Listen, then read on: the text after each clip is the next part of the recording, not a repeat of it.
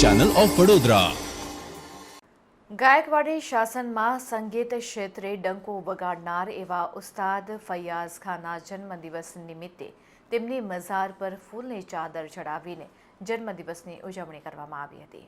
સદીઓથી પેઢી દર પેઢી હિન્દી સંગીતની માવજત કરતા આગ્રાના એક સંગીતકાર સદર હુસેન ખાનના ઘરે ઈસવીસન 1880માં ફૈયાઝ ખાનનો જન્મ થયો। આમ વારસાગત રીતે તેઓ રંગીલા ઘરાનાના હતા। ફૈયાઝ ખાએ પણ એ ગાયકીને જાળવી રાખી। ફૈયાઝ ખા માંડ 4 વર્ષના હતા ત્યારે તેમના પિતા સફદર હુસેન ખા અવસાન પામ્યા। તેઓ સારા ખયાલ ગાયક હતા। તેઓ ઝાલાવાડ દરબારને ત્યાં રાજગવૈયા તરીકે નોકરી કરતા હતા। ફૈયાઝ ખાના માતા પણ શહેનશાહ અકબરના વખતમાં ધ્રુપદ ગાવામાં પ્રખ્યાત થયેલા। ફૈયાઝ ખાનને માતા પિતાના બંને પક્ષે સંગીત વારસામાં મળ્યું હતું। ફૈયાઝ ખાનનો ઉછેર મોસાળમાં થયો હતો। 5 વર્ષથી શરૂ થયેલી તેમની સંગીત સાધના તાલીમ ભારે કષ્ટદાયક હતી। ફૈયાઝ ખાએ દેશ વર્ષમાં મોટામાં મોટા સંગીતકારોને આંજી નાખે તેવી ખ્યાતિ સાધી। તેમણે ત્યારબાદ પોતાના કાકા નથન ખા જે મૈસૂર દરબારના રાજગાયક હતા તેમની પાસેથી સંગીતની તાલીમ લીધી। આકરી તપસ્યાથી તેમનો અવાજ દબાયેલો ધીર ગંભીર છતાં મધુર બન્યો। તેમનો ઘૂંટાયેલો કંઠ ગીતોમાં શબ્દોની સ્પષ્ટતા અવાજની રોડાઈ મૃદ સ્વર કંપન આલાપની બઢત તેમજ લયકારી બધી બાબતો તેમની ગાયકીમાં જણાતી હતી। ફૈયાઝ ખાનની કીર્તિ સુવાસથી પ્રભાવિત થઈને ઈસવીસન 1912માં વડોદરાના મહારાજા સયાજી રાવે પોતાના દરબારમાં મુખ્ય સંગીતકાર તથા રાજ્યની સંગીતની વિદ્યાપીઠના પ્રાધ્યાપક તરીકે જોડાવા આમંત્રણ આપ્યું હતું। તેમનો અવાજ ભારતીય સંગીતની સાચી પહેચાન કરાવવા લાગ્યો। ત્યારથી જીવનના અંત સુધી વડોદરા તેમની કર્મભૂમિ બની હતી। ફૈયાઝ ખાનજીનો જન્મ થયો હતો। આમ વારસાગત રીતે તેઓ રંગીલા દીવાને અકબરીના ખ્યાતનામ ગવૈયા રમઝાન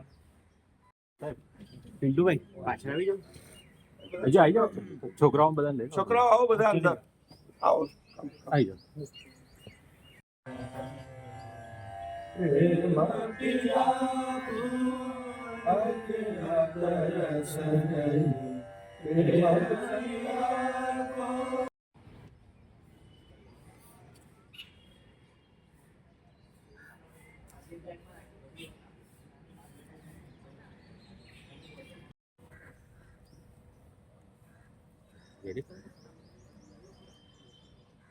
बेटा तू उभो થઈ જા। હા ચલેગા બસ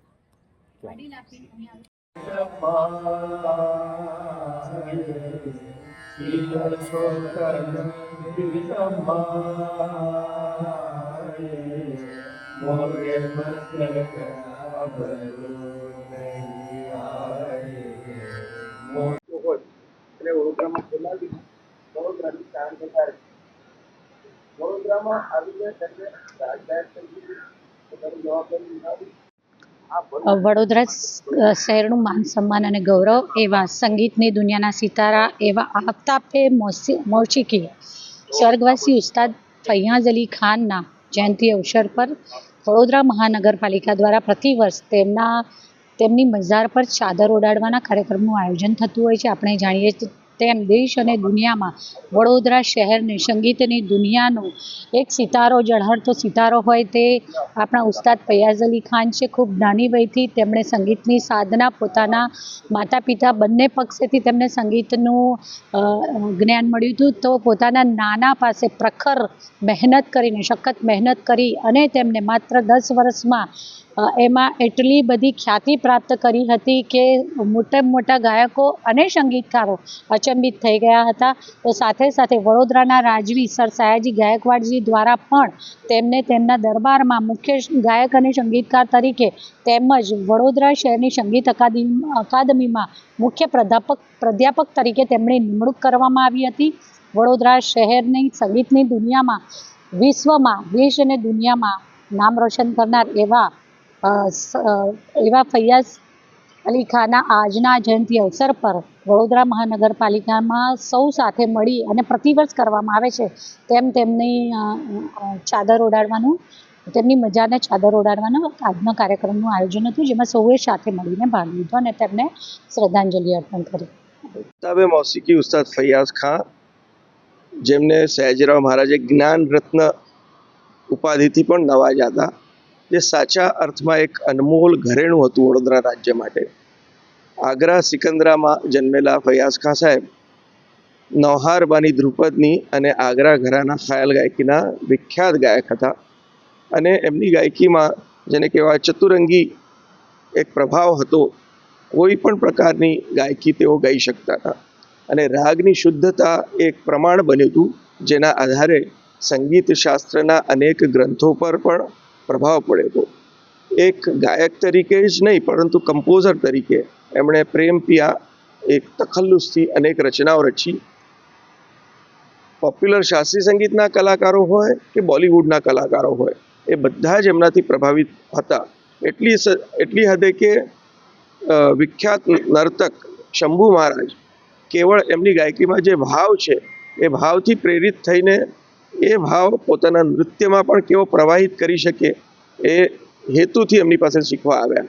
કુંદનલાલ સૈગલ એ જમાનામાં સૌથી પ્રસિદ્ધ એક્ટર અને ગાયક પ્રસિદ્ધિના શિખરે પહોંચ્યા પછી પણ ફૈયાઝ ખાં સાહેબ પાસે ગયા અને ફૈયાઝ ખાંએ પૂછ્યું કે કેમ આવ્યા છો? તો કે હું શીખવા આવ્યો છું.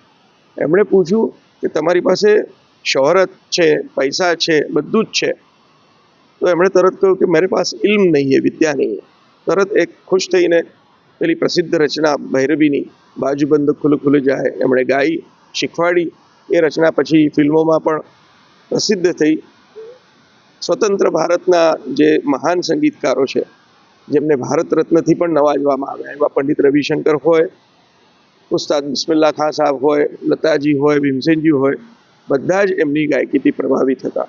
અને એમની ગાયકી, એમના વ્યક્તિત્વનો પરિચય થાય એ હેતુથી અને આ જગ્યાના વાઇબ્રેશન્સ અમને મળે આશીર્વાદ રૂપે, એ હેતુથી અમે દર વર્ષે એમની જન્મતિથિએ અને પુણ્યતિથિ જે 5મી નવેમ્બરે હોય છે, વિદ્યાર્થીઓ અને બધા જ શિક્ષકો અહીંયા આવતા હોય છે. ગાવાનું ના કહો અત્યારે, હું ગઈ એટલે બોલવાની સ્થિતિમાં